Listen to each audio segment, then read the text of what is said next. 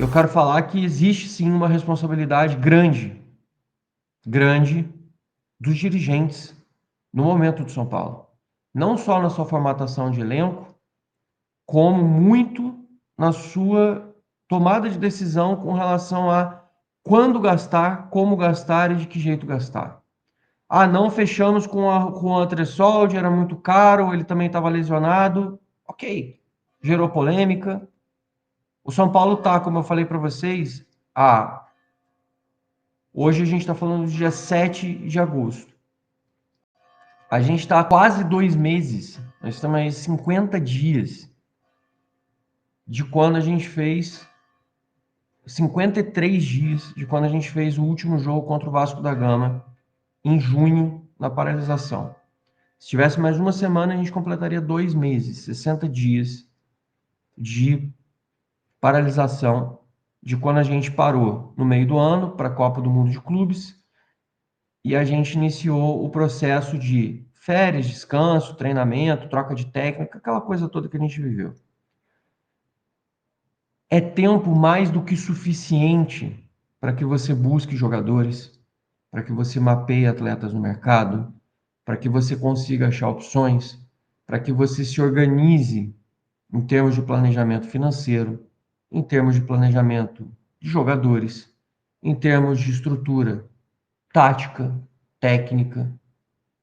O São Paulo perdeu jogadores e a única coisa que o São Paulo trouxe foi o Tapia e o Dineno. O Dineno já tinha chegado até antes, na semana do jogo contra o Vasco.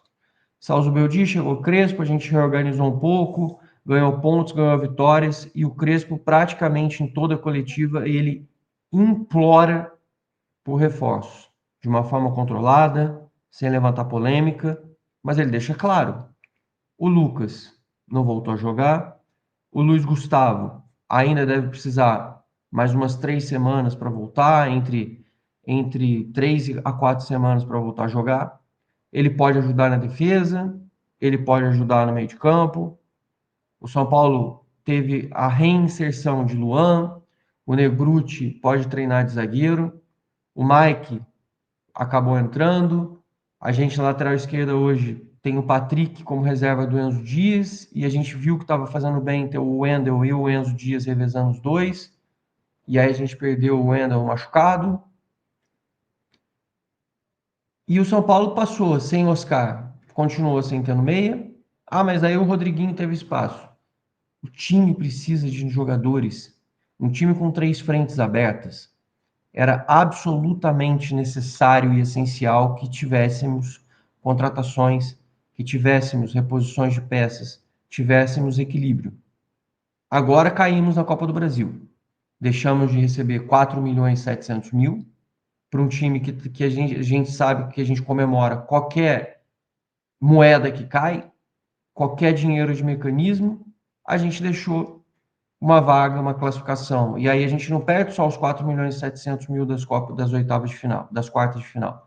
A gente perde a bilheteria do jogo, a gente perde a perspectiva de conquistar um título, a gente perde o embalo emocional que a gente tinha positivo, a gente tira o tesão do torcedor de querer ir para o estádio. A gente tem um jogo contra o Vitória no final de semana que está descansado, nosso time está desgastado mentalmente, porque foi eliminado, nosso time está desgastado fisicamente, e a gente tem uma perspectiva terrível de jogar contra um time descansado, que vai vir para se defender e vai jogar só no contra-ataque. É o cenário perfeito para dar merda. O São Paulo pode não ter o Arboleda, que saiu de campo sentindo. O Alan Franco saiu de campo puxando a perna. A gente hoje só tem o Ferrarese e o Sabino garantidos. E a gente não tem mais nenhum zagueiro no elenco.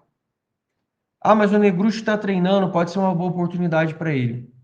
O Negruti vai entrar onde na defesa? O Sabino na esquerda, o Ferrarese vai fazer o centro de zaga, o miolo da zaga. O Ferrarese joga do lado direito. O Negruti não tem condição de jogar como zagueiro central. Tem 1,77. O máximo que você conseguiria fazer era jogar ele do lado direito.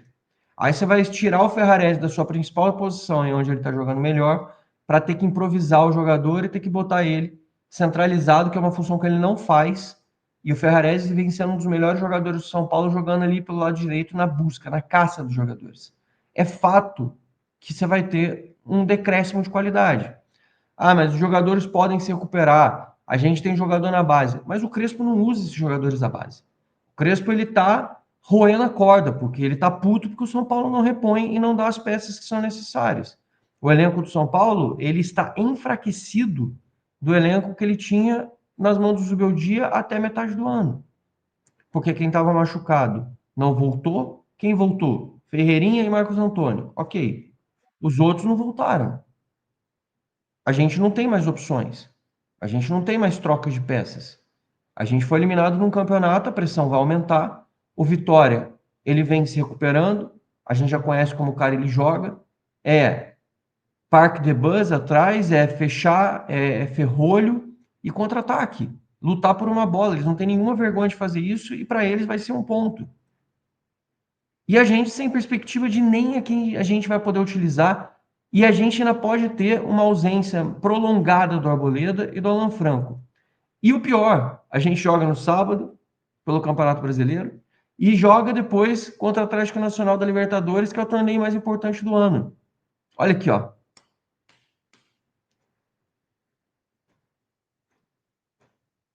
O que mais eu tenho para dizer?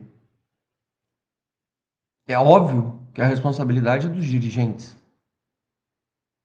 Tem muita gente que fala assim, mas Anqueta, você não comenta normalmente da responsabilidade dos dirigentes. A responsabilidade é integralmente deles, o São Paulo não ter jogadores disponíveis hoje.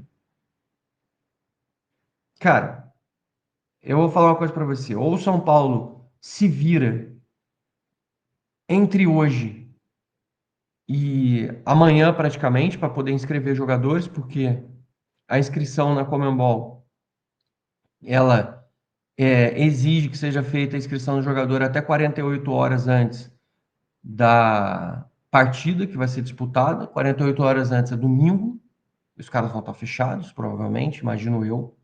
Duvido que eles vão abrir para fazer inscrição de jogador no domingo. No sábado também não sei se funciona, ou seja, a gente tem hoje, quinta-feira, e amanhã, sexta, para poder contratar jogador, inscrever e ter jogador ali registrado. Ou o Crespo vai, à revelia dele e na louca, na necessidade, vai colocar jogadores da categoria de base sub-20 que nunca fizeram nenhum jogo de profissional, ou que nem treinaram direito com o time profissional, porque o Crespo não quer esses jogadores, não está pedindo aí para que eles joguem, para poder fazer partidas sem nem ter entrosamento com o time, ou a gente vai ter que jogar com o Negruti, que mal joga como na posição dele de volante, para poder jogar e pode jogar contra com eles para poder disputar pontos no Brasileiro, que são cruciais, ou disputar Libertadores.